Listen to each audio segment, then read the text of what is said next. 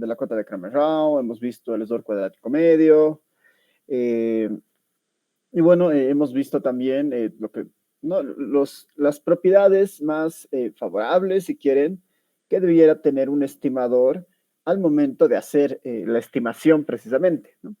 Ahora, dentro de este espectro, si quieren, del estudio de los estimadores, existen principalmente dos técnicas que se utilizan para encontrar de una manera más, si quieren, directa, la forma, la forma en la que un estimador se puede calcular a partir de la información que proviene de una muestra, ¿no? Todo el tiempo estamos hablando de población, muestra, parámetros, estimadores, ¿no? Y los estimadores tratan de acercarse a estos parámetros. ¿A partir de qué? De una muestra, ¿no? Entonces, hay el desarrollo de dos métodos que lo que justamente tratan de hacer es dar un procedimiento para poder estimar los parámetros, pero hay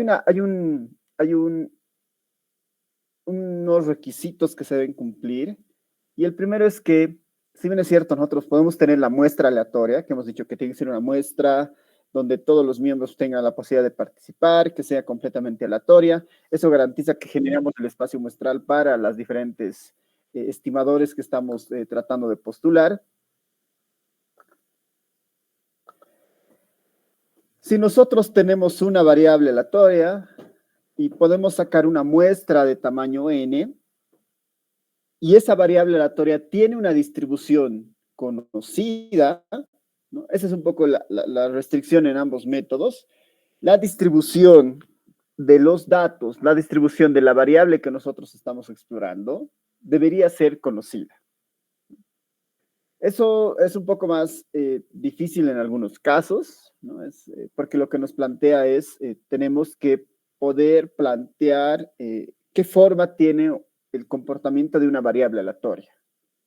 Eso es un proceso que en realidad muchas veces en la estadística se termina estudiando un fenómeno muchas veces y recién se puede postular una función, ¿no? En estadística 1 hemos aprendido que hay muchas funciones estadísticas, ¿no? Hemos visto la binomial, la Poisson, la exponencial, ¿no? La gamma, la normal y todas estas. Las hemos ido viendo en estadística 1, y el origen de esas funciones en realidad ha sido basado en la observación de fenómenos, ¿no? Que han ido ocurriendo de forma sistemática y que de alguna manera las distribuciones que finalmente nosotros estudiamos se adaptan a ese tipo de problemas, ¿no? Pero postular o crear una función básicamente es eso, ¿no? Es observar un problema sistemáticamente, observar patrones y postular funciones que puedan explicar ese comportamiento. Ahora, esas funciones que se postulan, ¿no? Por ejemplo, uno puede decir, yo creo que este fenómeno se comporta como una binomial, este fenómeno se comporta como una Poisson, este fenómeno se comporta como una exponencial. Esas funciones ya tienen de alguna manera una estructura, ¿no? La forma funcional de una binomial la conocemos, la forma funcional de una exponencial la conocemos, pero estas funciones se adaptan al mismo problema, y esa adaptación normalmente viene acompañada por la variable aleatoria y por el parámetro, ¿no? Por el parámetro que es parte de esa función.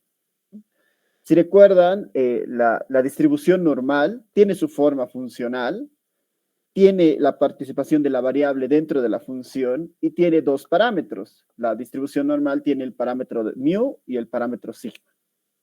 Si vemos otras distribuciones, aquí vamos a poner, no sé, distribución exponencial. Distribución exponencial. Por ejemplo, aquí está, ¿no? La distribución exponencial, esta es la forma funcional, es válida para variables x que son mayores o iguales a 0, y tiene un parámetro que define características propias de la función, que es el parámetro lambda. Entonces, normalmente las funciones tienen estos dos elementos, la variable, la forma funcional, ¿no? Y en este caso el parámetro que hace que justamente nos da información del comportamiento de esta forma funcional, ¿no? En este ejemplo del exponencial, el lambda es un parámetro. La pregunta es, bueno, dado que tenemos esa situación, donde tenemos una función, la variable aleatoria y el parámetro, ¿cómo nosotros podemos estimar el parámetro tita, en este caso, ¿no? O los parámetros que hacen una función a partir de una muestra aleatoria, ¿no? Esa es un poco la duda, digamos, ¿no? Eso es lo que tratan de resolver estos dos métodos. Existen dos métodos particularmente. Existe el método de máxima verosimilitud y el método de momentos. En una línea temporal, el método de momentos ha sido desarrollado antes, ¿no? Por eso cuando veamos el método de momentos van a ver que es un método bastante sencillo, bastante simple. Y después se ha estilizado, ¿no? Y se ha estudiado la idea de las distribuciones muestrales, este concepto de que cuando saca uno una muestra, cada espacio que ocupa esa muestra es independiente. Entonces, podemos hablar de una distribución muestral conjunta, ¿no? Y a partir de toda esa conceptualización, aparece lo que se llama el método de máxima verosimilitud, que es justamente un método cuya concepción básica es que la elección de cómo debería obtenerse el valor o el parámetro de tita, cómo se debería generarse el estimador de tita, depende básicamente de maximizar la variabilidad existente en la función conjunta de la muestra aleatoria con el parámetro, ¿no? Esa es un poco la conceptualización del método de máxima verosimilitud, que justamente parte de una muestra aleatoria de n variables de n, ¿no? De tamaño n, ¿no? Tenemos una muestra aleatoria de n variables aleatorias. Estas n variables aleatorias son independientes e idénticamente distribuidas. Perdón, vamos a bajar acá. Estas n variables son independientes e idénticamente distribuidas.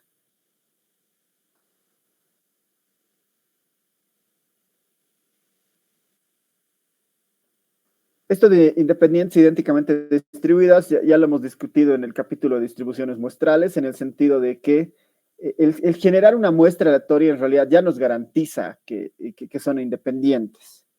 Idénticamente distribuidas porque provienen de la misma distribución de la población, ¿no? Todas estas X provienen de la misma X de la población, ¿no? Eso hace que todas tengan la misma distribución, porque todas tienen idénticas distribuciones. Entonces partimos del método de máxima verosimilitud, que justamente plantea que tenemos una muestra aleatoria de tamaño n, cada una de esas variables aleatorias son independientes idénticamente distribuidas. La muestra, el tamaño de muestra es fijo, ¿no? Y a partir de estas n variables aleatorias, ¿qué hacemos?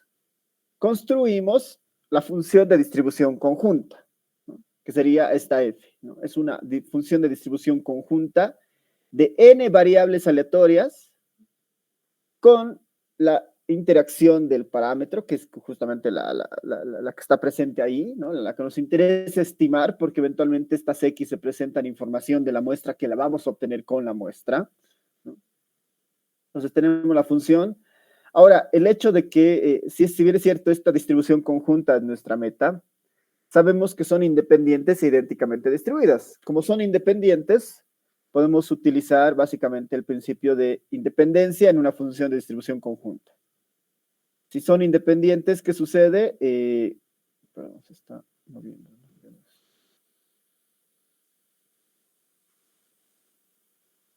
Si son independientes en una distribución conjunta, podemos utilizar, podemos escribir la función conjunta como el producto de las marginales. Si son independientes, podemos escribirla como el conjunto de las marginales. A este producto, a todo este producto, al producto de las marginales, le estamos llamando L de tita, ¿no? Le estamos llamando L de tita. Que siempre va a ser así, es la productoria de las marginales de la función, ¿no? El estimador de máxima verosimilitud de tita, es decir, de esta función L, ¿no? Es el valor que maximiza esta función de probabilidad, ¿no? Este L de tita es la función de probabilidad conjunta. El estimador de máxima verosimilitud de tita es el que maximiza esto. Para asegurarnos que estamos maximizando algo, lo que se hace es una transformación. Sobre el L de tita vamos a aplicar una función, una transformación, que es básicamente aplicar el logaritmo a la función, a esta función conjunta. aplicando el logaritmo, ¿no? Aplicando el logaritmo, nosotros estamos seguros que vamos a obtener un máximo, ¿no? Porque la función logarítmica, no se olviden que es, ¿no?, una curva que principalmente tiene, no tiene valles, digamos, no tiene en teoría, bueno, tiene, a ver, aquí lo podemos escribir para que se vea, ¿no? Función logarítmica, ¿no? Ahí está, ¿no? Cuando aplicamos la función logarítmica, nos aseguramos, ¿no? Nos aseguramos justamente que haya, aquí está, ¿no? Que la transformación nos garantice que no haya valles y necesariamente todo, cualquier valor, ¿no? Cualquier valor crítico que encontremos sea un máximo, ¿no? Entonces, nuestra pregunta será en esa línea. Una vez que aplicamos el logaritmo, como en cálculo 1, encontramos el punto que encontramos los puntos críticos a partir del uso de derivadas, ¿no? Derivamos la función logarítmica de la función de conjunta respecto al parámetro, porque es el único valor desconocido en este punto. Las x van a provenir de la muestra.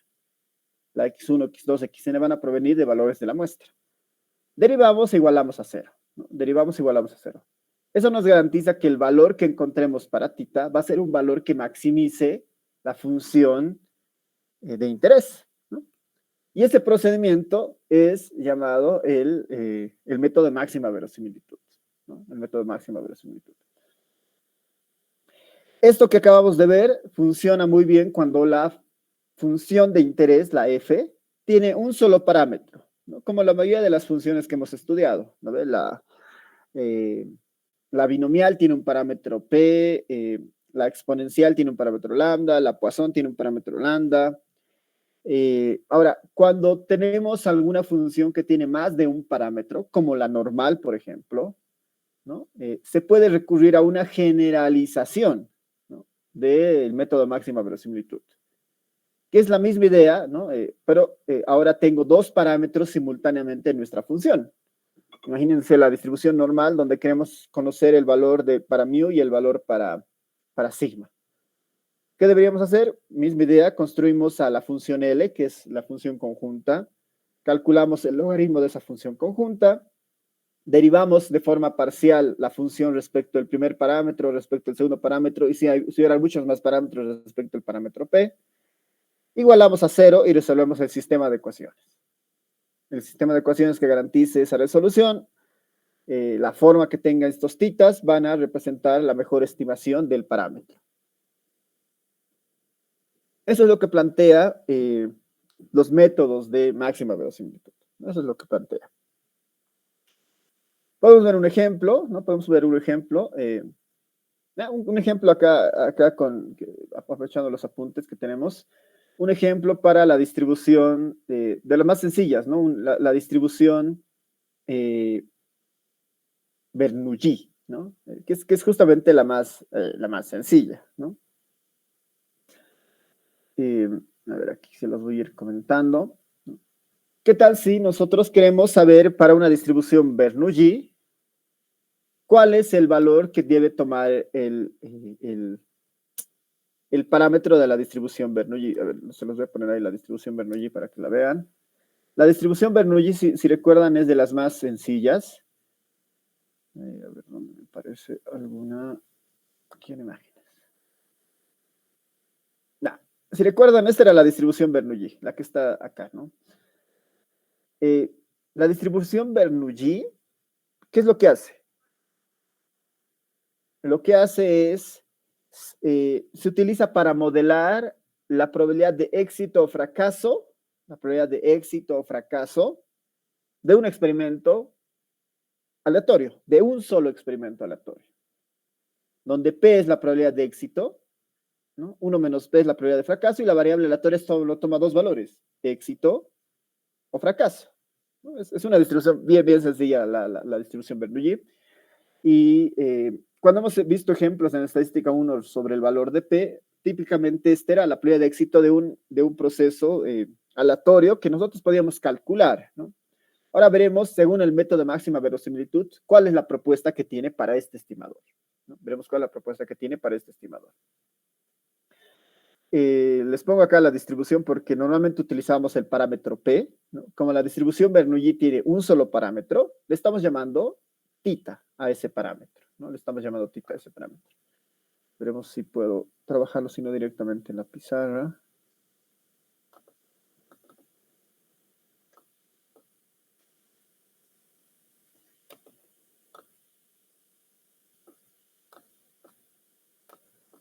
Ya, espera de los 3 clases.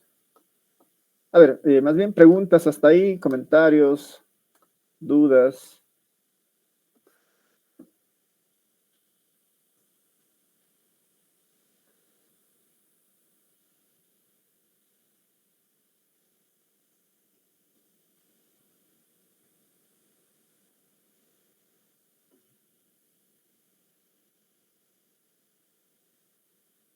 Ya, ahora sí veremos el ejemplo.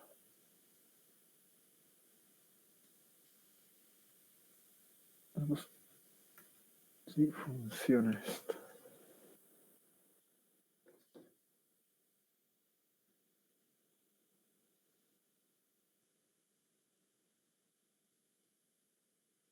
Ya, recuerden que nuestra distribución de probabilidad es típicamente así, ¿no? La probabilidad de que X tome el valor de un X pequeño. En el caso de la Bernoulli, simplemente era la probabilidad de éxito, por, multiplicado por la probabilidad de fracaso, por 1 menos P, con X y con 1 menos X, ¿no?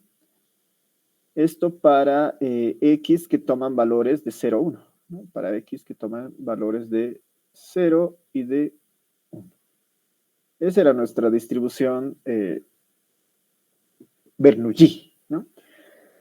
¿Qué forma debería tener el valor de P según el método de máxima verosimilitud? Ese es un poco el criterio. ¿Cuál es el razonamiento en este caso? Lo que dice es, bueno, esta es nuestra función finalmente, esta es nuestra función de probabilidad, ¿no? A este le estamos llamando nuestra función f de x con el parámetro tita. A eso le estamos llamando esto, ¿no? Esta función de probabilidad le estamos llamando f de x de tita. El parámetro que me interesa es p, porque ese es el que no sé qué valor debería tomar dada la muestra aleatoria. Entonces se le está llamando tita de x, porque la variable aleatoria sigue siendo la misma, de 1 menos tita de 1 menos x. Esa es la idea. Misma idea, este tiene un recorrido de 0 a 1. ¿No? La variable aleatoria tiene este comportamiento. Cada variable aleatoria, es decir, nosotros estamos estudiando una variable x que tiene la distribución Bernoulli, ¿no? Tiene la distribución Bernoulli con parámetro tita. ¿Qué pasa después? Que nosotros en una población tomamos una muestra de tamaño n, es decir, tomamos una muestra de x1, tomamos una muestra de x2, tomamos una muestra de punto, hasta xn. Estas n variables aleatorias son variables aleatorias, independientes e idénticamente distribuidas, tal que cada una de estas variables xy, ¿no? Cada una de estas se distribuye como una Bernoulli, ¿no? Se distribuye como una Bernoulli con parámetro tita. Todas estas x tienen exactamente esta distribución porque es la variable de origen y como hacemos este proceso de muestreo, cada una de las posiciones que se pueden garantizar para la muestra, obviamente heredan esta característica de la variable original, digámoslo así, ¿no? Esa es la idea. Ya, entonces el método de máxima verosimilitud lo que nos dice es, bueno, paso 1, dado que ya tenemos la muestra aleatoria, ¿no? Independiente e idénticamente distribuida, sabemos cuál es la forma de la función, que es una Bernoulli en este caso, construyamos la función conjunta, ¿no? La función conjunta en nuestro caso, ¿quién era? Es L, ¿no? La función conjunta en nuestro caso es L de tita. L de tita. ¿Qué es L de tita finalmente? Es el producto de las marginales de las variables, de las n variables aleatorias. Eso lo podemos escribir de esta forma. Si quieren, es la productoria, escribir un poquito mejor esto, es la productoria de i igual a 1 desde la primera variable aleatoria hasta la última variable aleatoria, ¿de quién? Del producto de las distribuciones marginales, ¿no? Del producto, perdón, del producto de las distribuciones marginales, teniendo obviamente el parámetro, ¿no? Esto es.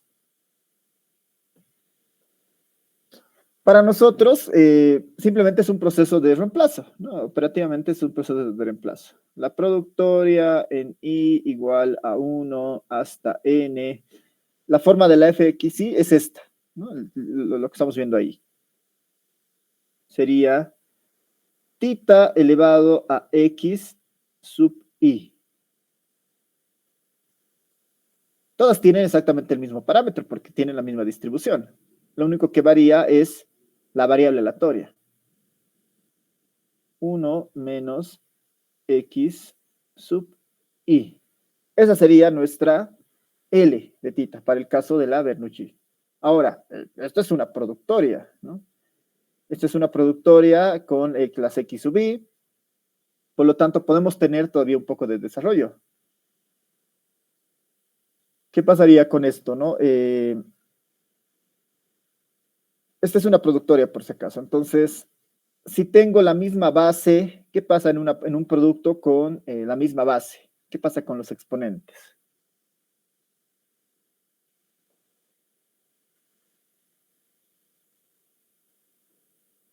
Se suma. Recuerdo. Se suman, ¿no ven? Misma base tita. ¿Qué pasaría con los exponentes? Misma base tita. Los exponentes, tengo xi. ¿Cuántas veces? Tengo el x1 más x2 más x3 más x4, ¿no? Tengo todos esos elementos, entonces tendría la sumatoria de los x sub i, ¿no?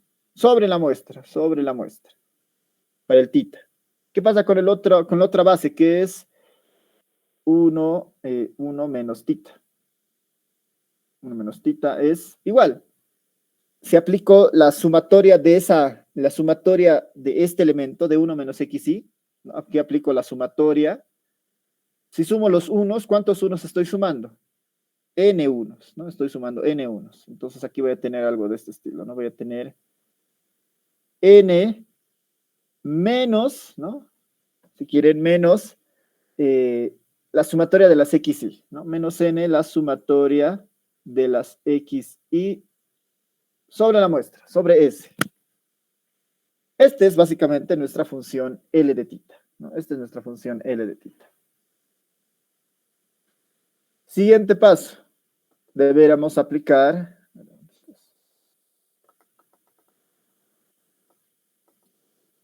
Tenemos L de tita, calculamos el logaritmo y resolvemos la ecuación. Y en este caso tiene una sola incógnita, que es el tita. El logaritmo nos va a ayudar harto, ¿no?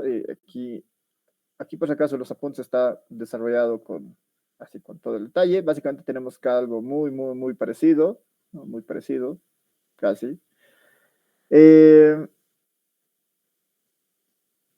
Ya, está bien, lo trabajemos entonces de esta forma.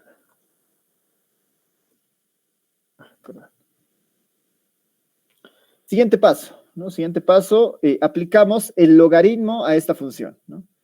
Aplicamos el logaritmo a la función L de tita. La función L de tita. Si aplicamos el logaritmo a toda esta función, básicamente es decirle logaritmo, ¿no? Logaritmo de tita sumatoria de xi de 1 menos tita de 1 menos tita de n menos la sumatoria de las x sub i, ¿no? Todo eso. Logaritmo de un producto, ¿qué nos da?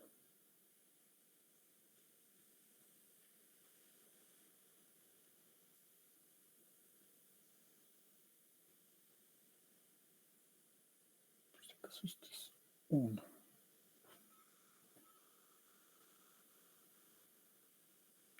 ¿Qué es igual el logaritmo de un producto? ¿Qué propiedades podría aplicar acá para que esto sea más sencillo? Una suma, licenciado. Eso, ¿no ve? Este producto lo puedo separar en la suma. ¿Qué pasa con los exponentes en los logaritmos? Este es producto, por si acaso, producto. ¿No? Entonces puedo separarlos de esta forma, ¿no? Tendría el logaritmo del primer elemento más el logaritmo del segundo elemento. Los exponentes dentro del logaritmo pueden salir del logaritmo y multiplicar al logaritmo, ¿no ven?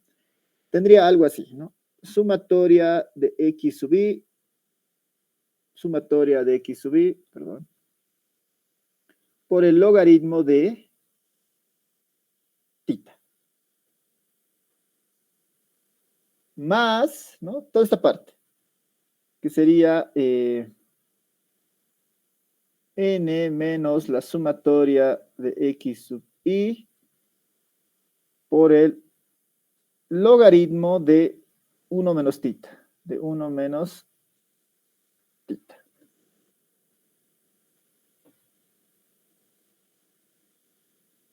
¿Sí? ¿De acuerdo? ¿Alguna observación tal vez hasta ahí?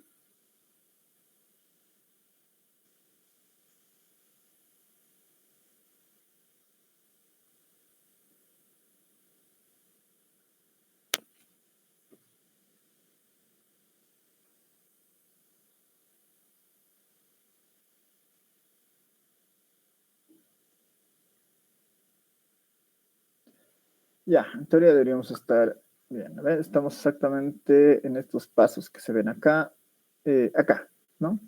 N logaritmo de tita más la sumatoria de xy menos n del logaritmo de 1 menos tita. Bueno, aquí hay un ejercicio con este, ¿no? Con los signos, no es... podríamos hacer algo similar. ¿Por qué?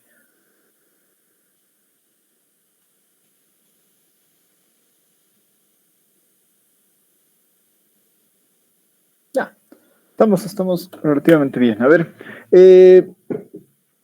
aplicaremos, ¿cuál es el siguiente paso de esto? ¿No? ¿Cuál es el siguiente paso? Ahorita vamos a ver si se puede mejorar de alguna forma esto después. El siguiente paso es, como ya tenemos la función logarítmica de la función, lo único que nos queda es aplicar la derivada, ¿no? La derivada de la función logarítmica de la función conjunta de la función conjunta respecto a quién? Respecto al valor, el único valor desconocido que en este punto es tita. Y eso tenemos que igualarlo a 0, ¿no? Eso tenemos que igualarlo a 0. A ver, vayan derivando para ver cuál sería el resultado.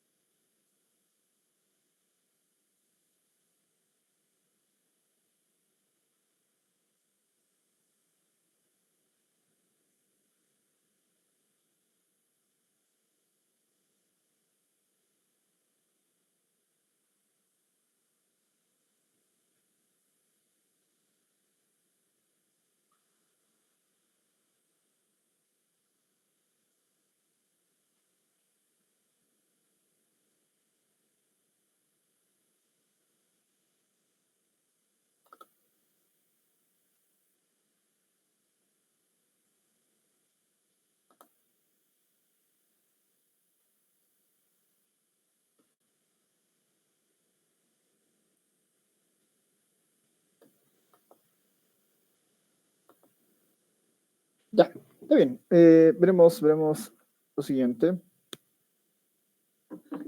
Creo que en los apuntes está otra función que no es la Bernoulli, ¿no? Parecería. Pero igual, de todas formas, igual deberíamos llegar a un resultado bien conocido. De todas formas, ya tenemos cuál es la derivada de esta función respecto a tita, como es la suma de términos, debería ser la derivada por términos. ¿Cuál es la derivada de este primer término respecto a tita? Básicamente mantenemos la constante, que en este caso es la sumatoria de x sub i, sobre la muestra, recuerden que esto es sobre la muestra. La derivada del logaritmo de tita es 1 sobre tita. Entonces, esto lo podría poner simplemente así, ¿no? En el otro lado lo mismo, ¿no? Toda la constante va a ser exactamente la misma, ¿no?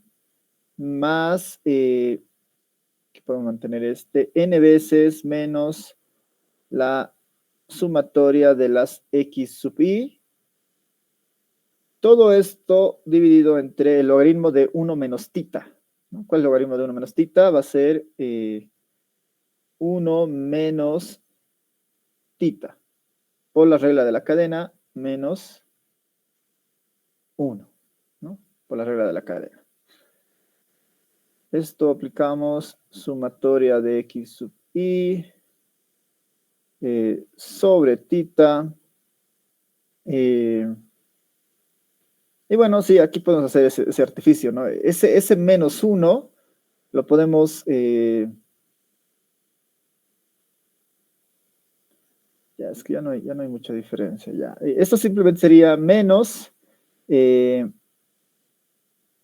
menos la sumatoria de las x sub i. Todo esto dividido entre 1 menos tita, ¿no? 1 menos tita. Ahí llegaríamos hasta este punto.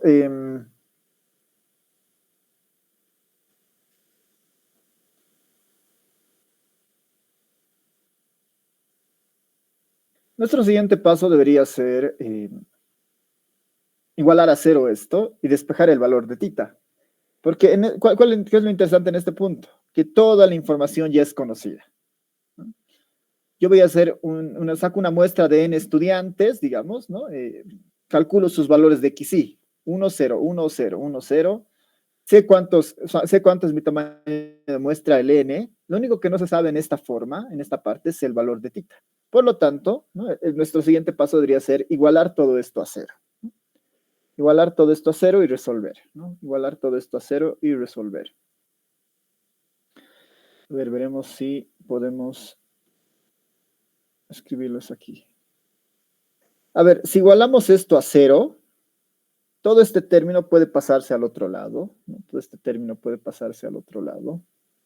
Tendríamos algo de este estilo, ¿no? La sumatoria de x sub i dividido entre tita es igual a, podemos distribuir n sobre 1 menos tita menos la sumatoria de x sub i sobre 1 menos tita. Pero igualando a 0 tendríamos algo de este estilo. No sé si nos conviene. A ver, no, creo que no. Creo que la mejor estrategia sigue siendo...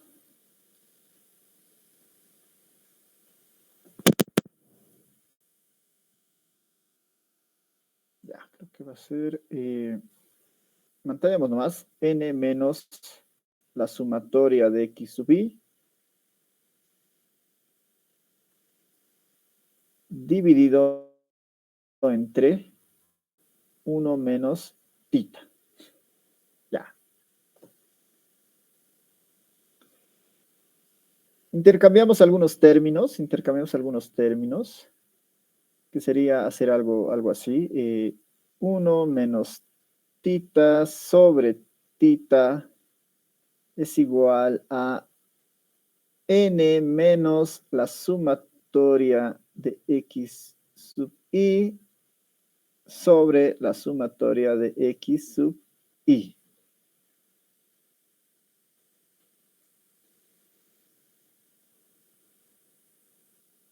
Y ahora hago esto de 1 sobre tita menos 1 de n de la sumatoria de las x sub i menos 1. Este menos 1 se cancela con este menos 1. Y tengo 1 tita es igual a n sobre la sumatoria de x y. A eso le doy vuelta. A eso le doy vuelta. Y tendría que básicamente tita es igual a la sumatoria de las x sub i sobre n. Y este valor que acabamos de encontrar es la forma, según el método de máxima verosimilitud, para el parámetro tita. En este punto que le hemos despejado, le vamos a poner un sombrero. Este es el estimador, ¿no? Este es el estimador. Este es nuestro estimador. ¿A quién les recuerda esta ecuación? La sumatoria de las xy sobre n.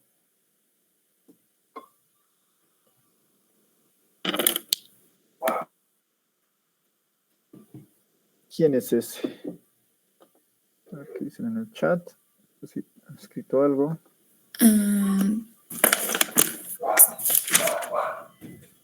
¿Qué dicen? ¿A quién se parece esa sumatoria de xy sobre n? Promedio. Eso, ¿no? Es el promedio.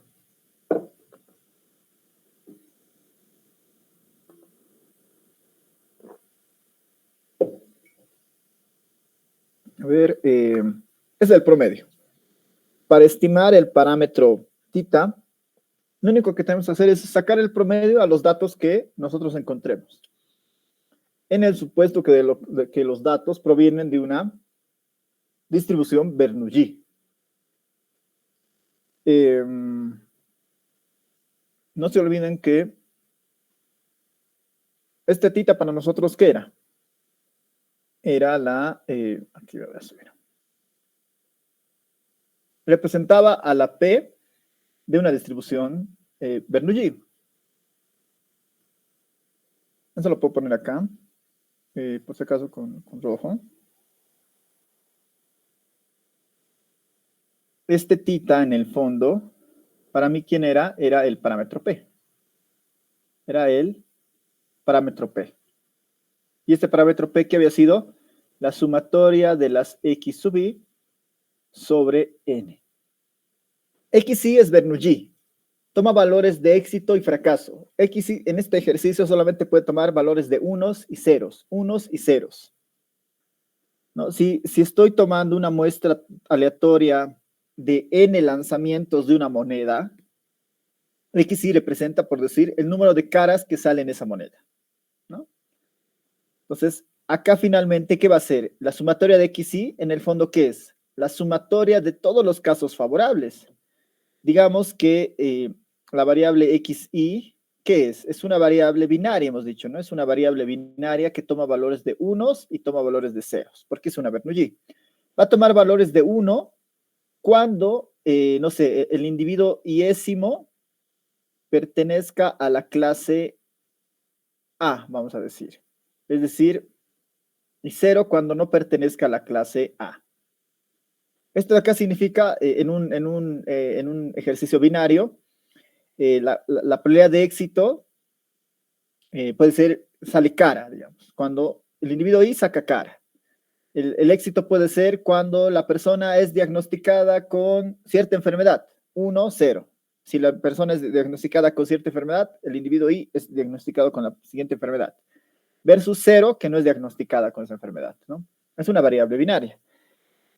Solamente toma valores de unos y ceros. Por lo tanto, ¿esto qué es? La sumatoria de XY va a ser los casos donde se cumplen unos, principalmente. En el fondo, ¿qué estoy haciendo? Contando la cantidad de elementos en la muestra que tienen la característica A sobre N. Eso es lo que estoy haciendo. Contando los elementos que tienen la característica A sobre N. Es la probabilidad de éxito observada en la muestra. Ya, bueno, esa es una descripción un poquito más propia de la distribución, pero aquí en los apuntes está un poco parecido, solo que es una distribución un poquito más extraña, no necesariamente es una Bernoulli, pero funciona, ¿no?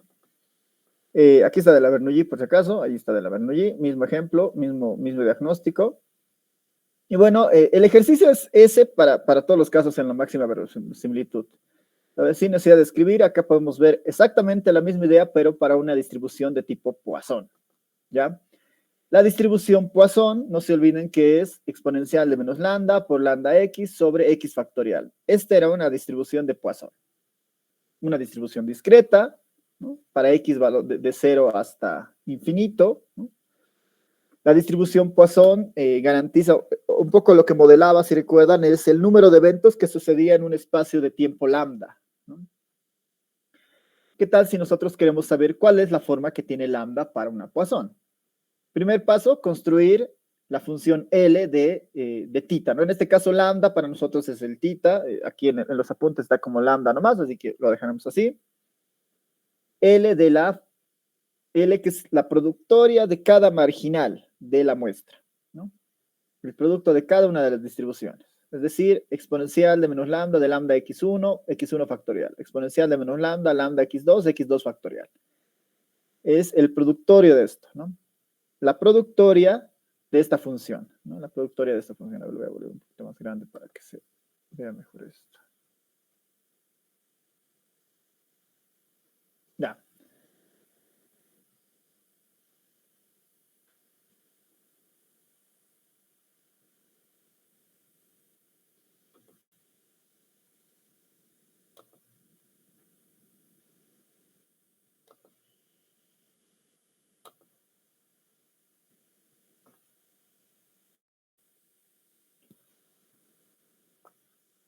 Ya, aquí estamos con eso.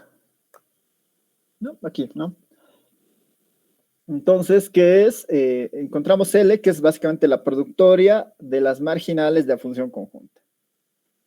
Cuando aplicamos la productoria, como todos son independientes idénticamente distribuidas, va a ser un proceso bastante parecido, digamos, ¿no? Es misma base, los exponentes se suman, ¿no? Aquí estamos. Misma base, aquí la exponencial, la misma base, ¿no? Los exponentes se suman.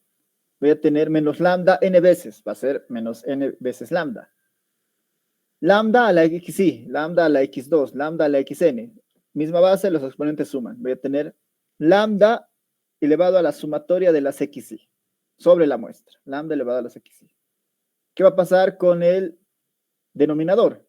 X1 factorial por X2 factorial por Xn factorial. Ahí no hay muchas propiedades. En realidad, la productoria se va a repartir en el denominador, ¿no? La productoria de las XY factorial. ¿No? Vamos a repartir ahí nomás. No hay mucho que hacer, digamos. Ahí no hay una propiedad, porque las XY son distintas para cada elemento de la muestra. Esta es nuestra función L de tita, o en este caso L de lambda. Siguiente paso, aplicar el logaritmo. ¿No? Como este es un cociente, el logaritmo debería ser la diferencia, ¿no? El logaritmo debería ser la diferencia. Logaritmo del numerador, como este es un producto, lo podemos separar, ¿no? Nos fijaremos en este logaritmo del numerador, como es un producto, sería el logaritmo del primer término más el logaritmo del segundo término.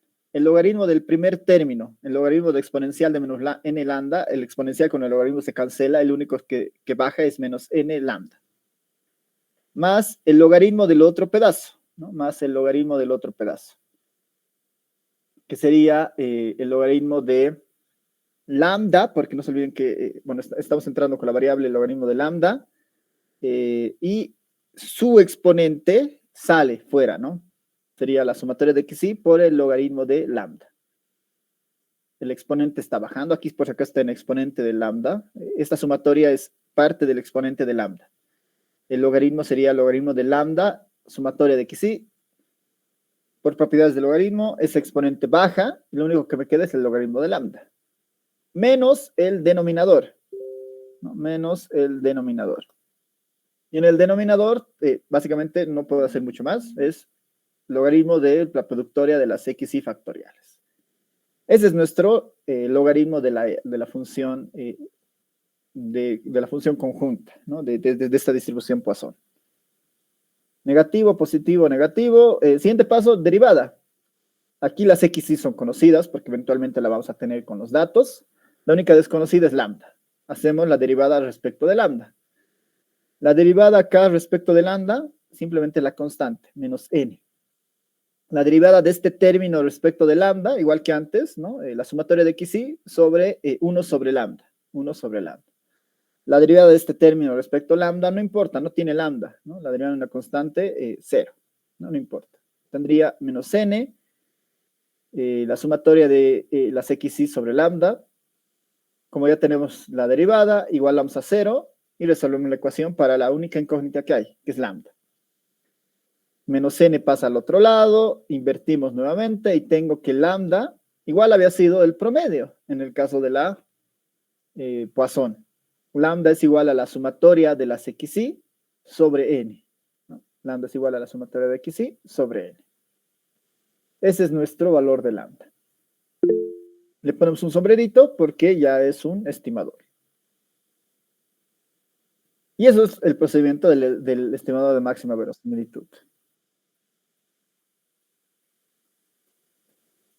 Sí, a ver, había... Sí, adelante, Yael.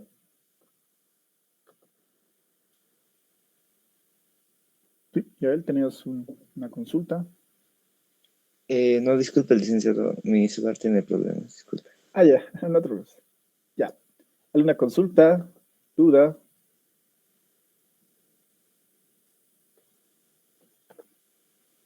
¿Qué es lo interesante de este método? Es que nos da una forma muy directa y rápida para conocer la forma que van a tener los estimados, los parámetros que hemos ido viendo en las funciones de estadística 1, por ejemplo. Principalmente, ¿no? En el examen, yo por ahí les voy a dar una nueva distribución, tal vez no se ha visto, pero donde deberían aplicar estos mismos pasos, ¿no?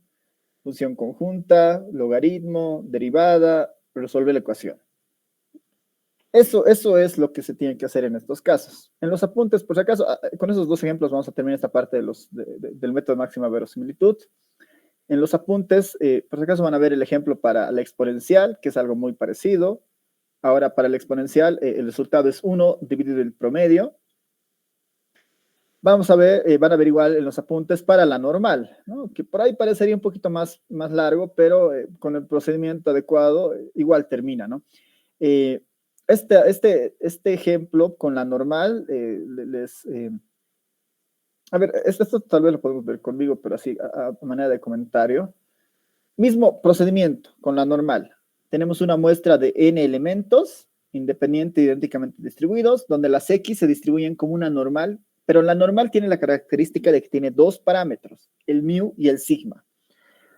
Podemos resolver esto de manera simultánea, porque tenemos ya dos parámetros. Si tenemos dos parámetros, vamos a tener un sistema de ecuaciones con dos incógnitas.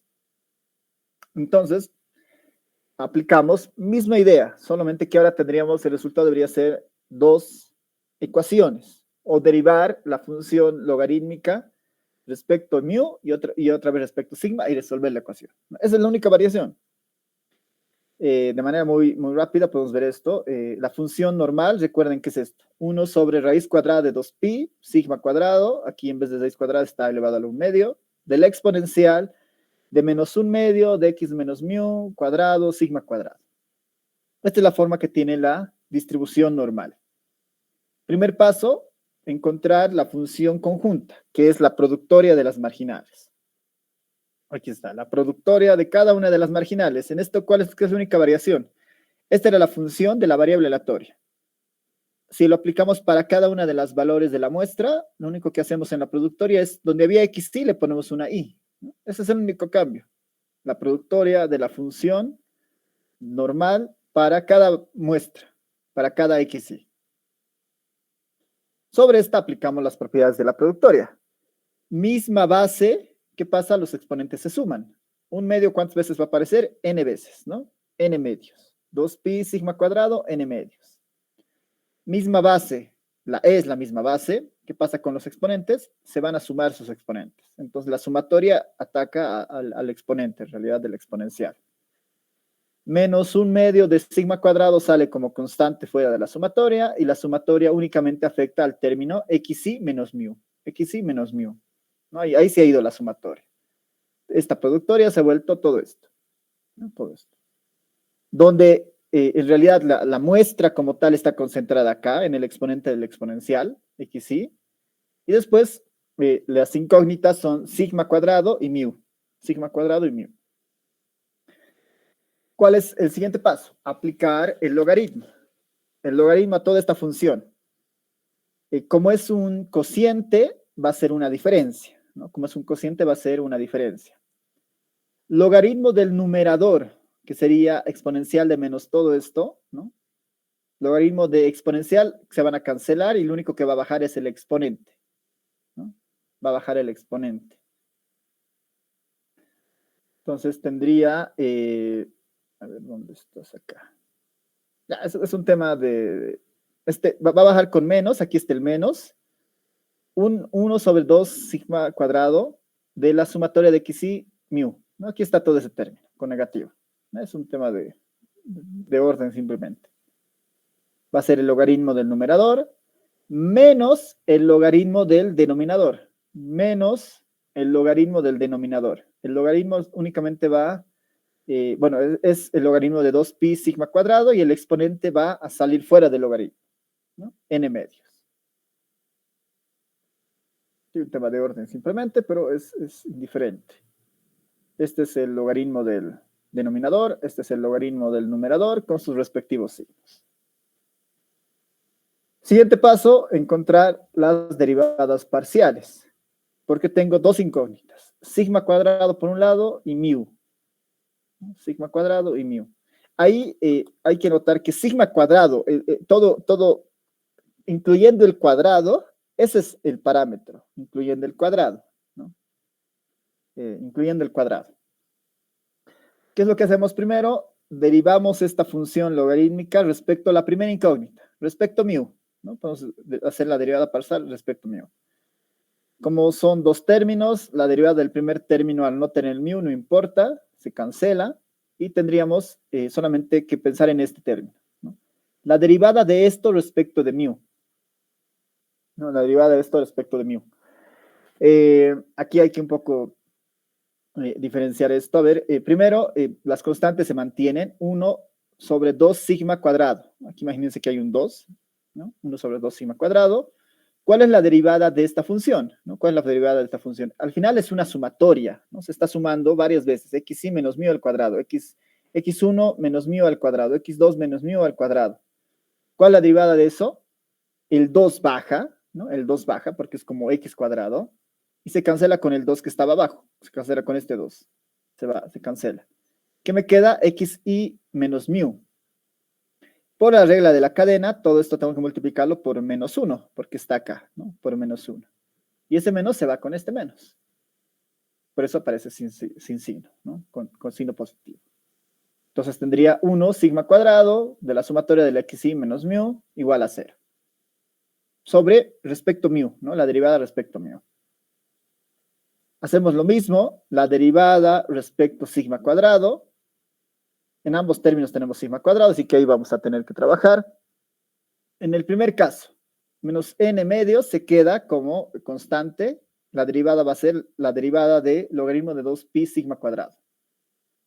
Eso es, ¿cuál es la derivada de 2pi sigma cuadrado? Respecto a sigma va a ser,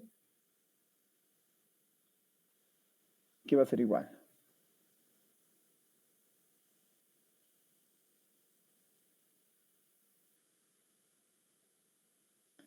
1 sobre 2pi sigma cuadrado, ¿no?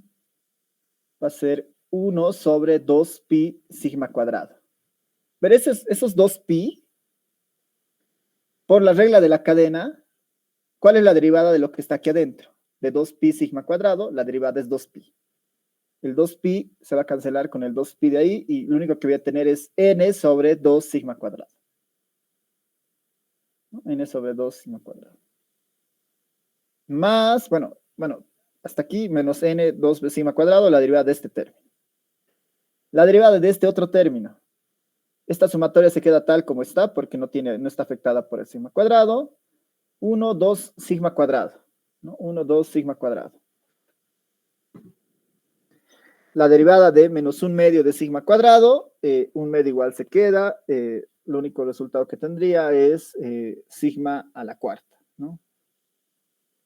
Sigma a la cuarta,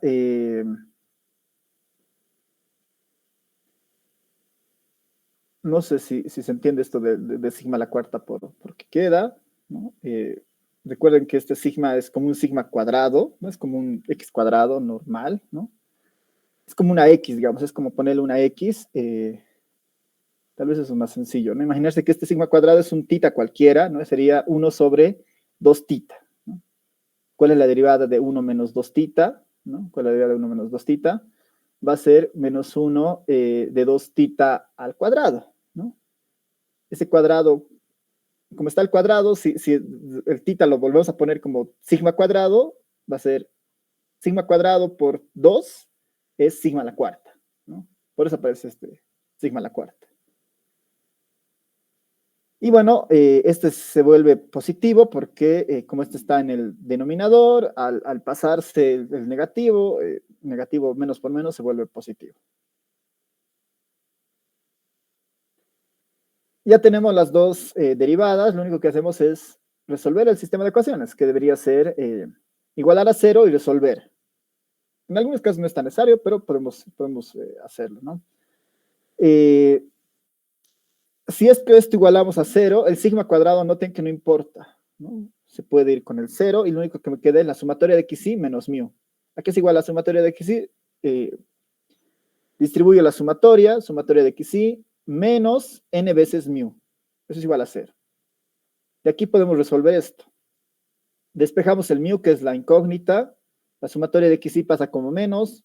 Todo multiplicamos por menos 1. Dividimos entre n. Y el mu, ¿quién había sido? El estimador de mu con el método de máxima verosimilitud para la normal había sido el promedio, ¿no?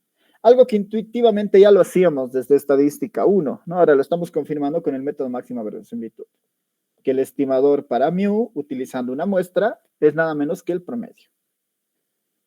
¿Qué hacemos con el tema de la varianza? Mismo procedimiento.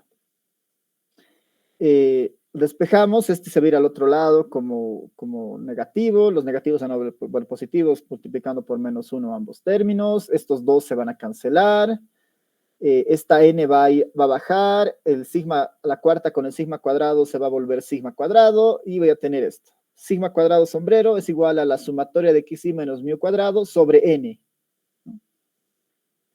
Esta es como, no es la varianza muestral necesariamente, sino es una aproximación a la varianza, ¿no? Pero sobre n, ¿no? Sobre n, no está sobre n menos 1. Una consideración importante de estos métodos, de este método de máxima verosimilitud, ¿no? ¿Para qué se utilizan estos métodos? Se utilizan para obtener estimadores a partir de la muestra. Este es un estimador que se puede construir con información de la muestra. Este es un estimador que se puede conseguir a partir de una muestra. El método hace todo lo posible para maximizar, ¿no? Para que el estimador que se devuelva sea el que maximiza la función conjunta de probabilidad. Hace todo el esfuerzo para que eso suceda. Entonces es un buen estimador en ciertos casos. En la mayoría de los casos es un buen estimador. Pero el método máximo de verosimilitud no garantiza que los estimadores que encuentra sean insesgados. Para el mu se va a cumplir, ¿no? Y para todos los ejemplos anteriores, cuando el lambda era igual a 1 sobre el promedio o el lambda era igual al promedio para la Poisson, esos estimadores siempre son insesgados, pero no garantiza que siempre sean insesgados, y este es un ejemplo de estos, ¿no? Este sigma cuadrado no es un estimador insesgado de la varianza poblacional, ¿no? No es un estimador insesgado. El método máximo de verosimilitud trata de optimizar eso, pero no garantiza estimadores insesgados. Eso es bien importante tenerlo en cuenta como una característica de este método. Es muy bueno, pero tiene esas características muy sutiles que que aparecerían, digamos, ¿no? En algunos casos. Ya, Ok. ese es el método máxima verosimilitud. No sé si tienen consultas, dudas.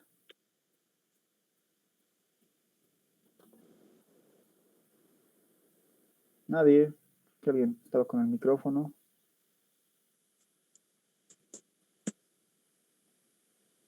Marco. ¿Tienes alguna consulta? Esto es con el micrófono prendido, creo. No, perdona, disculpa. Ah, ya, dale, dale. Ya,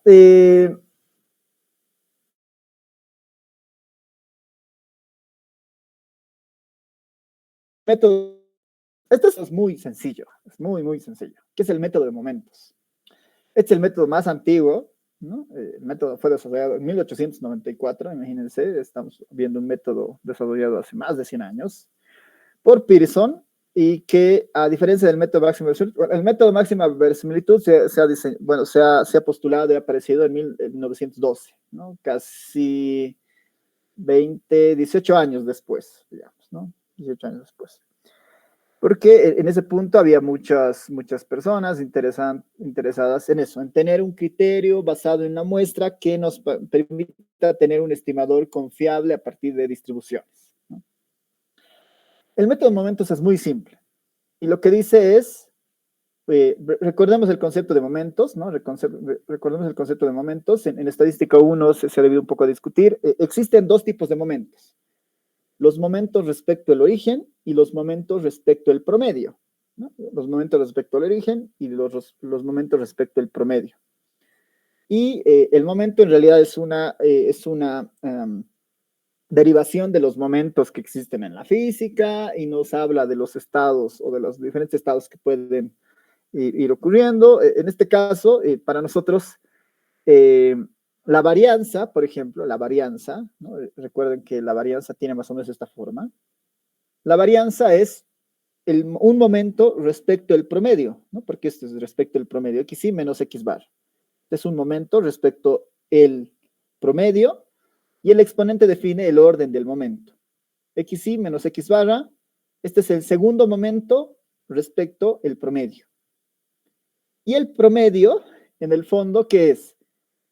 Es xi menos 0, si quieren, xi menos 0, ese es el momento respecto al origen, y este es el promedio, es el primer momento, ¿no? Xi, porque está elevado a 1, si quieren, ¿no? Cuando tengamos elevado a 2, es el momento respecto, el segundo momento respecto al origen, y así, ¿no? Entonces, este método lo que parte es de trabajar sobre los momentos, de una variable aleatoria, ¿no? Para una variable aleatoria, los momentos respecto al origen, ¿no?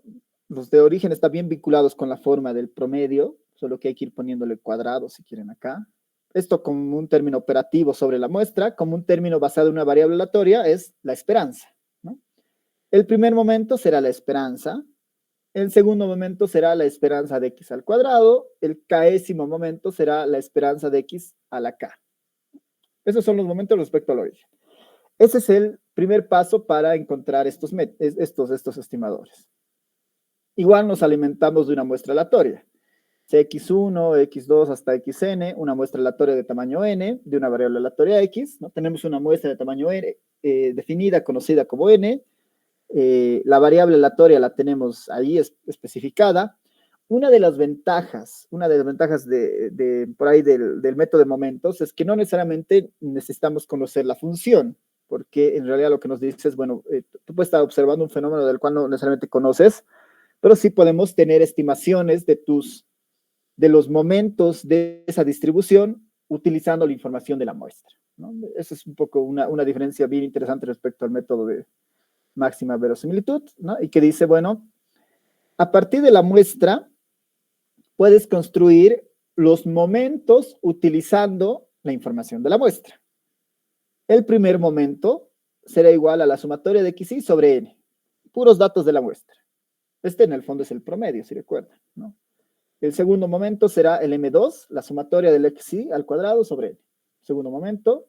Y el késimo momento será la sumatoria de las xi a la k sobre n.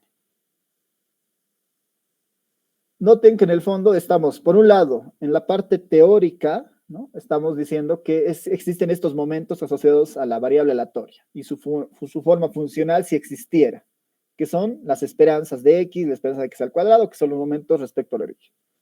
De manera aplicada, con la información de una muestra aleatoria independiente idénticamente distribuida, de tamaño n, podemos también tener los momentos, si quieren, muestrales, ¿no? El primer momento, el segundo momento y el késimo momento. ¿Qué es lo que plantea el método de momentos? Que, ¿no?, los momentos mu de k de la población o de la función teórica, digamos, que estamos viendo acá, mu1, mu2, mu-k, estas esperanzas,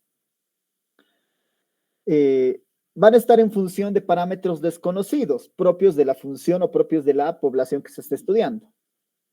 Pero podríamos encontrar la forma de estos parámetros desconocidos igualando los momentos poblacionales, los momentos mu de estas esperanzas, con los momentos muestrales.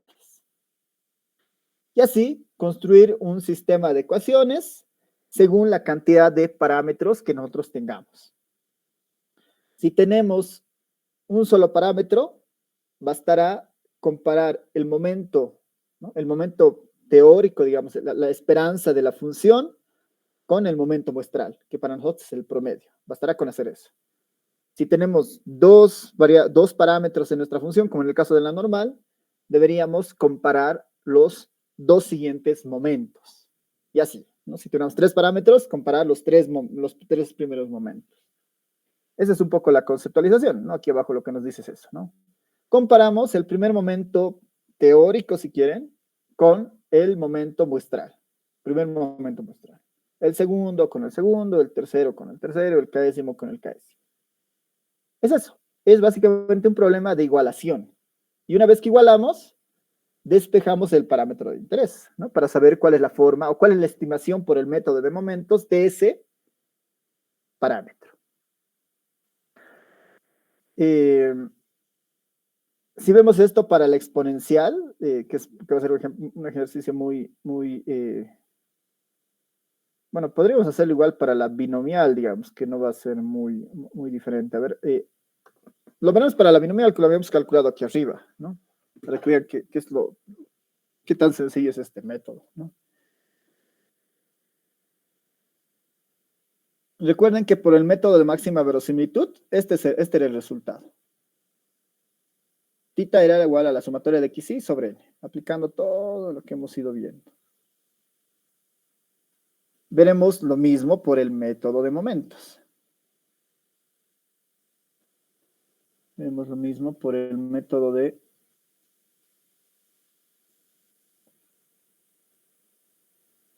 momentos. Si nosotros tenemos la función de probabilidad P de x igual a x de una, lo voy a manejar como P, ¿ya?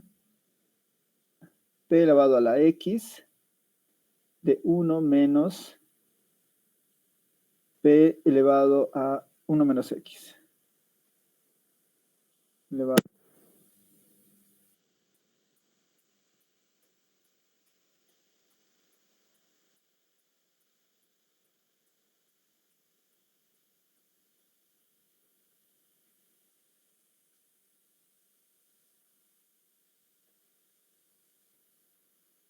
Solamente se tiene un parámetro, por lo tanto hay que igualar el primer muestral con el momento. Bueno, que era igual la esperanza de x de una Bernoulli.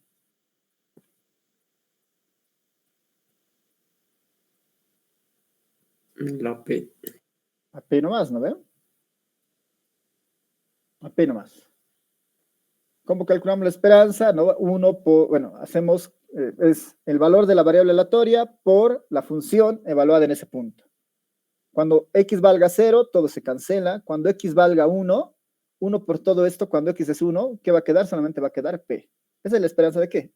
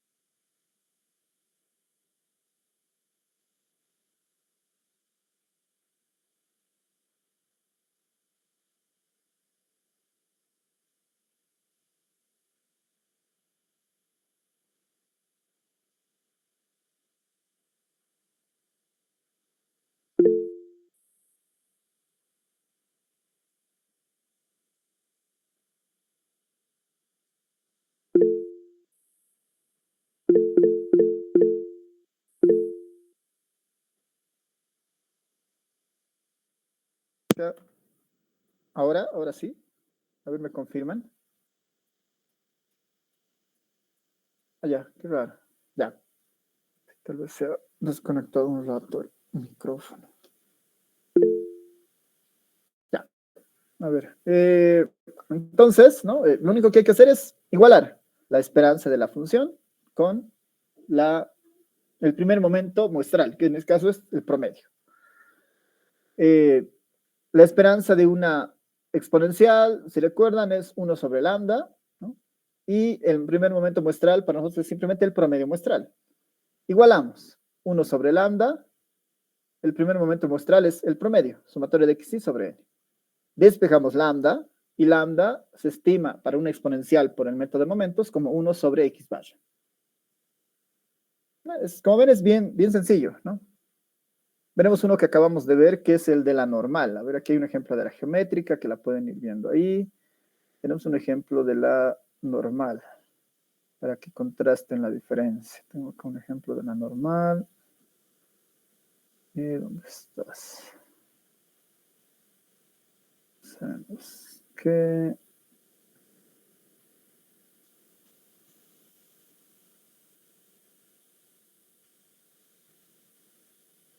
Esta es una función. Ah, ya, este es el de la normal, perdón. Aquí está. De la normal es bien inmediata, bien rapidita. Ahí está, ¿no? La normal tiene 2 parámetros. Es un poco la diferencia. Entonces hay que trabajar hasta el segundo momento. Encuentre un estimador de mu y de sigma mediante el método de momentos, ¿no? Tomamos la muestra aleatoria del tamaño n. Igualamos el primer momento teórico, es decir, la esperanza, con el primer momento muestral. Y esto es bien inmediato. ¿Cuál es la esperanza de x en una normal? Es mu. ¿Y cuál es el primer momento en la muestra? Es x barra. Ya tengo la forma de mu. Mu es igual a x barra, ¿no? Es así, es inmediato, digamos, el resultado que habíamos visto que en el caso del método de máxima verosimilitud era un poquito más pesado, digamos. Para la varianza, por ahí, bueno, para encontrar la sigma es un poquito más pesado, ¿no? Porque ya tenemos que trabajar con el segundo momento. El segundo momento es la esperanza de x al cuadrado, hay que igualarlo con el segundo momento muestral, con m2. La esperanza de x al cuadrado igual al segundo momento, la sumatoria de xy al cuadrado sobre n. Con esto tenemos que trabajar. ¿A qué es igual la esperanza de x al cuadrado? Hay un artificio bien sencillo. Recordemos que sigma cuadrado se puede escribir como la esperanza de x al cuadrado menos la esperanza de x, todo eso al cuadrado. Despejamos de ahí la esperanza de x al cuadrado, ¿no? La esperanza de x al cuadrado. Bueno, por si acaso, la esperanza de x sabemos que es mu, ¿no? Y mu sabemos que se puede estimar por sigma. Mu se puede estimar con x barra. Entonces tenemos que sigma cuadrado, por si acaso, es la esperanza de x al cuadrado menos x barra al cuadrado. Este es un valor muestral, ¿no? Reemplazamos ahora, ¿no? La esperanza de x al cuadrado, ¿a qué es igual? Despejamos, tendríamos sigma más x al cuadrado. Sigma más x al cuadrado. Más x barra al cuadrado. Eso es igual al segundo momento. Al segundo momento muestral, al m2, a este de acá. Ahí ya tenemos esto. ¿Cuál es la variable aleatoria? Sigma cuadrado. La despejamos. Sigma cuadrado sombrero va a ser igual a la sumatoria de xy al cuadrado sobre n menos x barra al cuadrado. Mismo resultado que el método de máxima verosimilitud, ¿no? Esta es la forma corta de escribir lo que se había encontrado en el método de máxima verosimilitud, por si acaso, ¿no? Esto es exactamente igual al de máxima verosimilitud. Igual, no es sin sesgado, ¿no? El insesgado de este sabemos que es sobre n menos 1. Así que el método de momentos tampoco garantiza encontrar estimadores insesgados. Pero, como ven, es un método muy simple que arroja resultados muy similares al de máxima verosimilitud, que optimiza, ¿no? Que trabaja para optimizar mucho la función conjunta, ¿no? Pues el resultado es muy parecido, ¿no? El resultado es muy parecido. Y eso es nuestro método de momentos. Eso es nuestro método de momentos.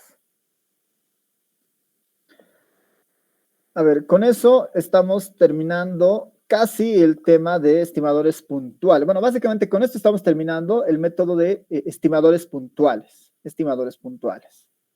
Lo que nos queda para terminar este tema, antes de entrar al último tema de la materia, es la estimación por intervalos de confianza. ¿No? Esto lo vamos a ver en la clase del día jueves, pero les voy un poco adelantando esto de lo que se trata.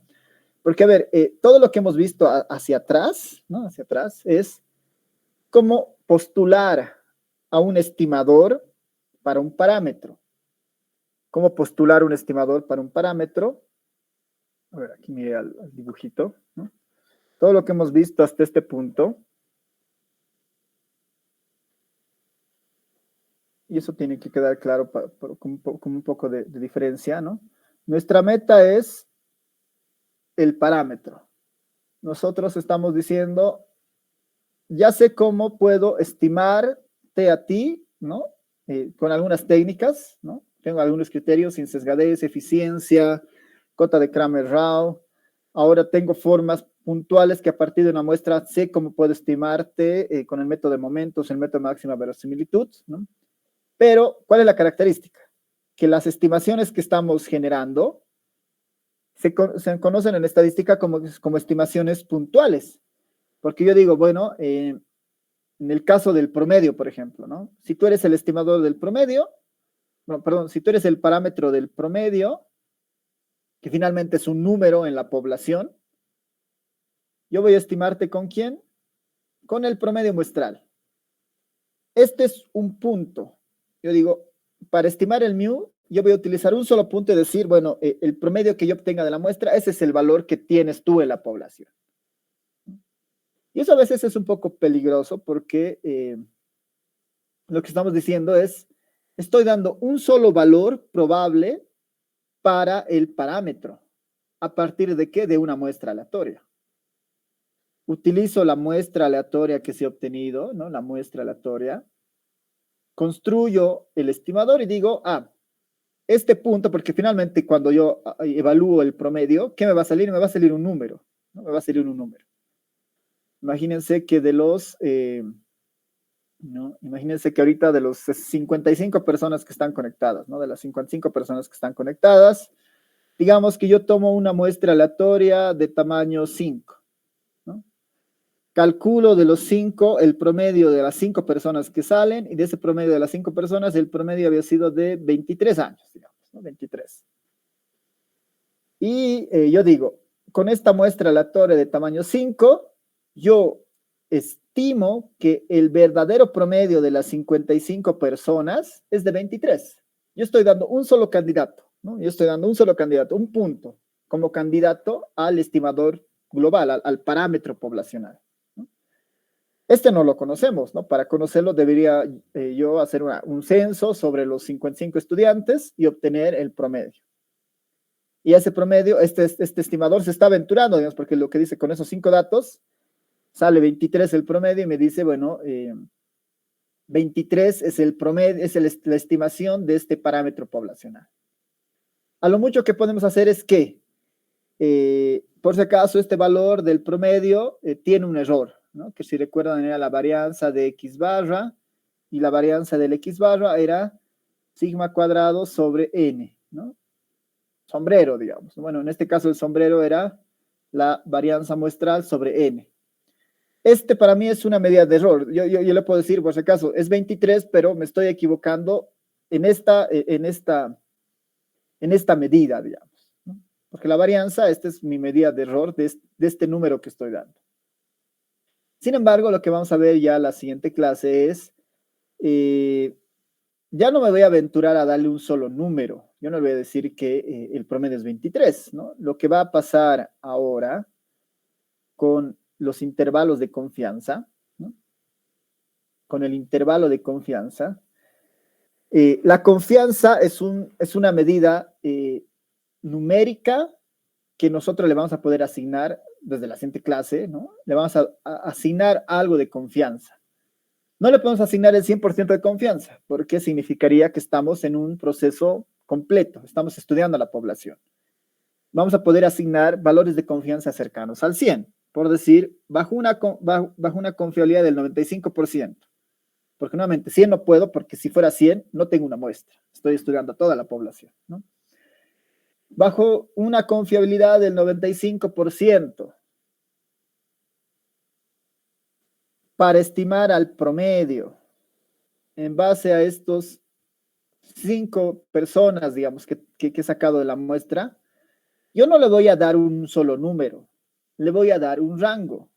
Yo le voy a decir que el verdadero promedio en la población, con la información de estos 5, a un nivel de confianza del 95%, te puedo garantizar que el verdadero valor se encuentra entre 20 o 26, digamos, ¿no?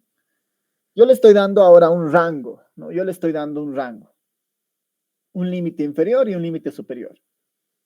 Ya no me estoy limitando a darle un número, porque eso normalmente puede tener sus respectivos problemas, digamos, ¿no? Yo le voy a dar ahora un rango. El verdadero valor se encuentra entre 20 y 26, ¿no? Entre 20 y 26, a este nivel de confiabilidad. Obviamente, esto puede ser bueno y malo. Un intervalo de confianza puede ser bueno o malo, dependiendo la amplitud que tenga el intervalo, ¿no? Es distinto que yo le dé un intervalo de estas características. Aquí yo le diga, por si acaso, el verdadero valor se encuentra entre 23,3 y 23,7, digamos, ¿no? Si yo le diera un intervalo de confianza de ese estilo, es un intervalo mucho más cerrado, con posibilidades mucho más precisas en realidad, ¿no? 23,3, 23,7. Este es un intervalo de confianza mejor que el anterior, porque estoy dándole menos, le estoy dando un rango más pequeño de posibilidades donde se encuentre el verdadero valor. Pero para llegar a esto, o sea, lo que estamos diciendo es que el ancho del intervalo de confianza importa. Mientras más grande sea el intervalo, entonces, por ahí mi estimación no es tan precisa, digamos. Es como decir, el promedio de los estudiantes de ahora, de los 55, ¿no? De los 55 estudiantes o de los 54 que están ahora, el promedio se encuentra entre 0 y 100, digamos. Eso es poco informativo, no sirve en realidad ese intervalo, ¿no? Entre 0 y 100. La idea de estos intervalos de confianza es asignar una medida de confiabilidad y tratar de que estos intervalos sean lo más pequeños, digamos. Porque mientras más pequeño, asociado a esa confiabilidad, puedo tener más certeza de que en qué vecindario se encuentra el verdadero valor, ¿no? El valor del parámetro. Que igual, finalmente nunca lo voy a saber, porque estamos trabajando con una muestra, pero esto me da cierta certeza de dónde está. Ese es un poco el cambio más sustancial que vamos a ver en la siguiente clase para los intervalos de confianza, ¿no? Y nuestra aproximación va a estar muy vinculada a algo que ya hemos ido viendo antes, que es las distribuciones normales, la chi cuadrado y la distribución Fisher y T-de-Student, porque ahí empiezan a existir ya las variaciones para la construcción del intervalo de confianza, según el caso en el que nos estamos moviendo. Ya, así que, bueno, con eso vamos a terminar la clase del día de hoy. A ver, déjenme ver el... ya, están preguntando en el chat. No estoy seguro, el comunicado de su carrera y del rectorado daba la idea de que hasta el miércoles era el tema de lo virtual. Nos ha llegado un comunicado de la carrera de estadística como es una materia de servicios y sí, o sea, era para toda la facultad la idea de la modalidad virtual, así que mientras ese comunicado se mantenga, esta situación es hasta el día miércoles.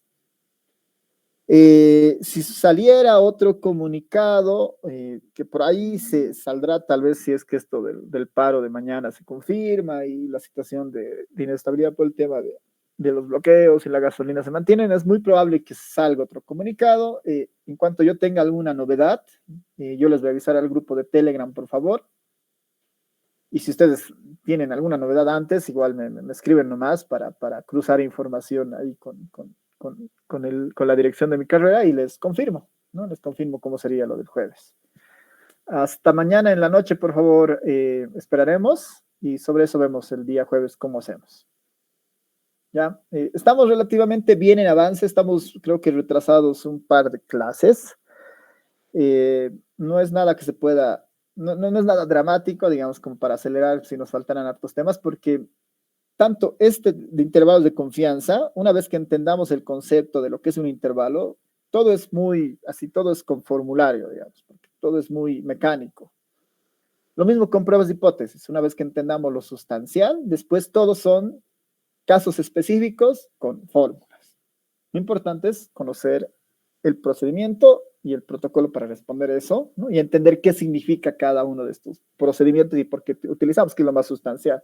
Después todo es muy mecánico, ¿no?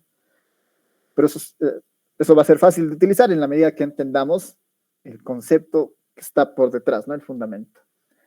Ya, gracias. No sé si hay alguna consulta, comentario, ya para ir cerrando nuestra clase.